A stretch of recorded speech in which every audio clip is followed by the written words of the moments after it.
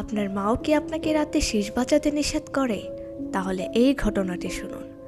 রীতা নামের একটি মেয়ে গ্রামের বাড়িতে ঘুরতে যায়। তাদের গ্রামটা ছিল ঘন জঙ্গলে ঘেরা। কোনো নেটওয়ার্ক না থাকায় রীতা সন্ধ্যাবেলা বারান্দায় বসে আপন মনে শিস বাজাচ্ছিল। হঠাৎ সে জঙ্গল থেকে আসা একটি শিসের আওয়াজ পায়। সে ভাবে কেউ হয়তো তার সাথে মজা করছে, তাই সে আবারও শিস বাজায়। তখন জঙ্গল থেকে আবারও শিসের আওয়াজ আসে। কাউকে দেখতে না পেয়ে রীতা একটু ভয় পেয়ে যায়। সে তাড়াতাড়ি ঘরে চলে যায়। পরে সে এই ঘটনাটি তার মাকে খুলে বলে।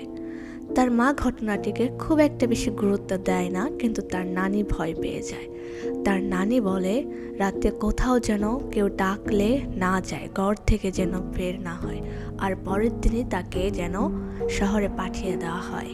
কিন্তু রীতাও খুব একটা বেশি গুরুত্ব দেয় না। পরের দিন সকালে রীতার ঘরের দরজা বন্ধ থাকে। অনেকক্ষণ হয়ে যাওয়ার পরও যখন দরজা খুলছিল না, তখন সবাই মিলে দরজাটি ভেঙে দেখে ঘরের ভেতরে কেউ নেই, অথচ ঘরের দরজা ভেতর থেকে বন্ধ।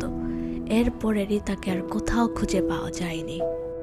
সন্ধ্যার পর শিস বাজালে এক ধরনের প্যারানর্মাল এন্টিটিকে আকৃষ্ট করে।